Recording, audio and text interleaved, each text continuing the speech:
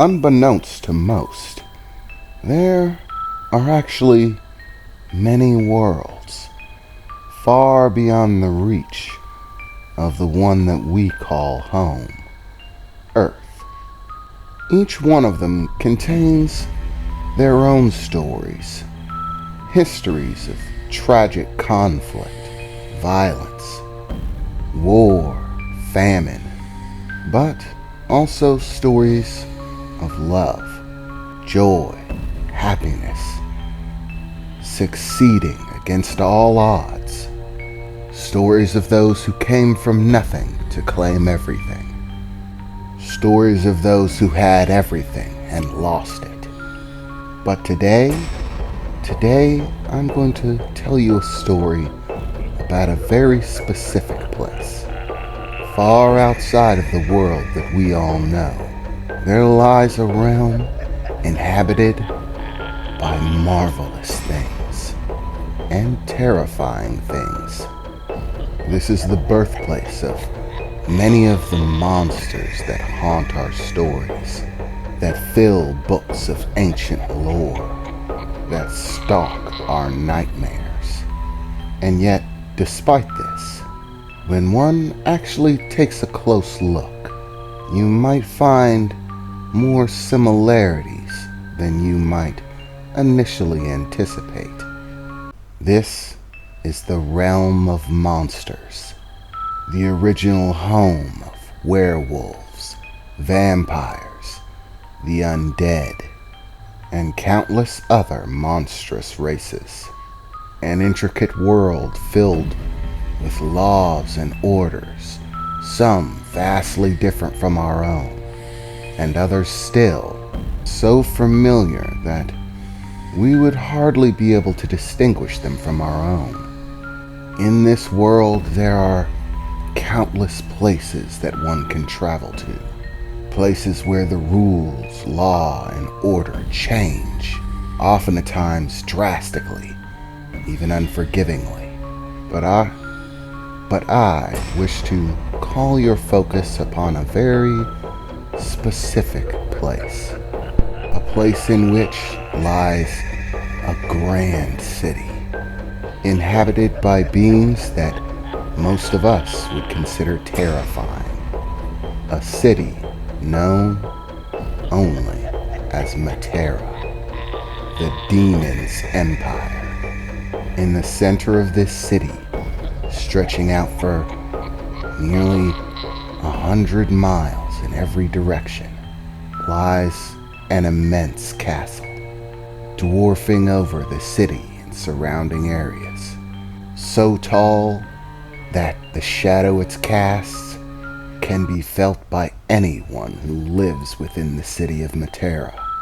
Like a sundial, as the day passes, so too does the shadow of this great castle slowly pass over all that live within the city, displaying the might and prestige of the royal family that lies within.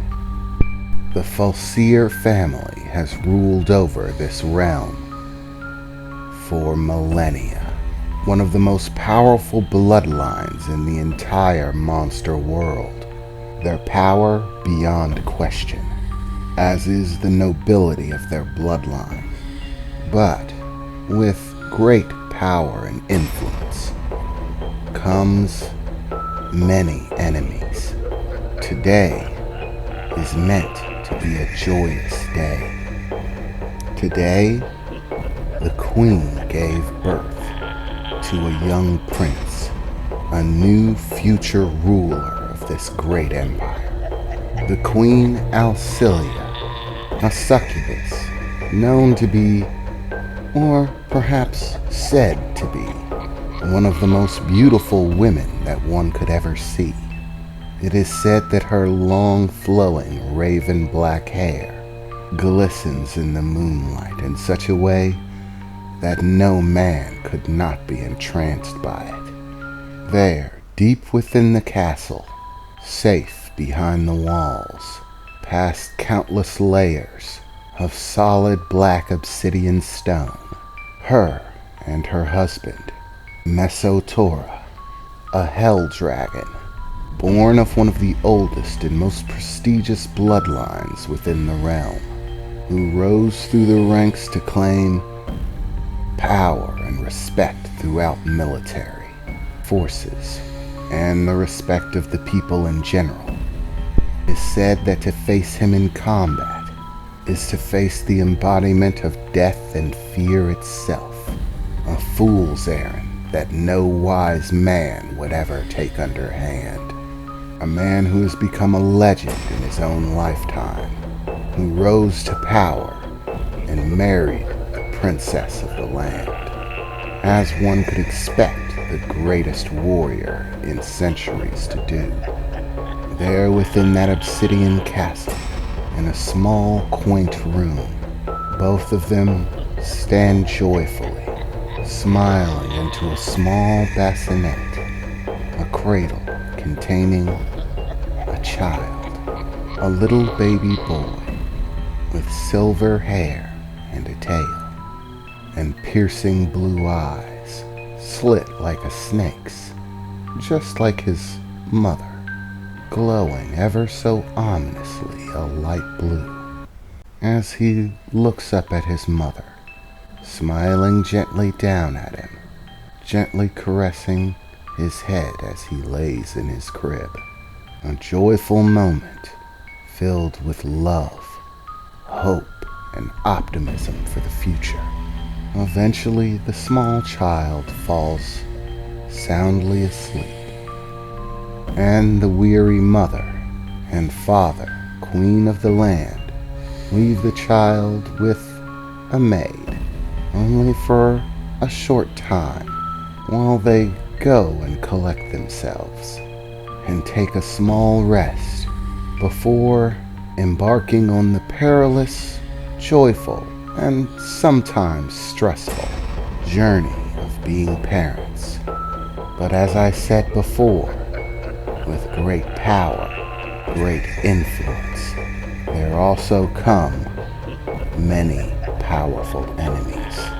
And on this day, a day meant to be one of joy, one of those enemies has concocted a plot into the castle their agent did sneak, through the endless rooms and halls of the castle, to the small, quaint room containing that sleeping child, to the power of this agent of malintent. A simple maid was no match. She was silenced before she could make us peep a single sound. And there, a black shadowy figure stands over the child's crib. Cloaked in black, they reach down, ensnaring the child from the crib. And just as they came in silence, they left in it, whisking the child away out into the shadows and the unknown.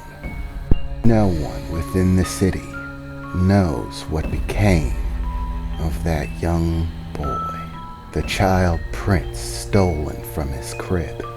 Most assume him dead, gone and never to be seen again. But I would hope at this point that you wouldn't believe our story would end so quickly.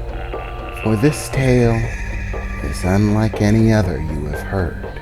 This is the tale of a stolen child, and many lives forever changed in the wake of those events.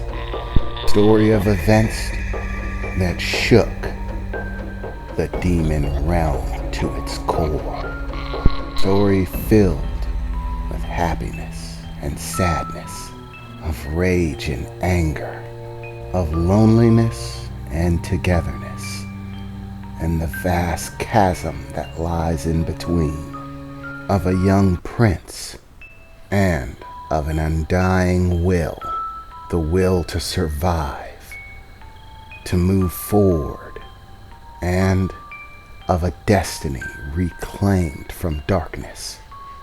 Welcome to the demon realm, where all things are possible. should you have the willpower to see them through.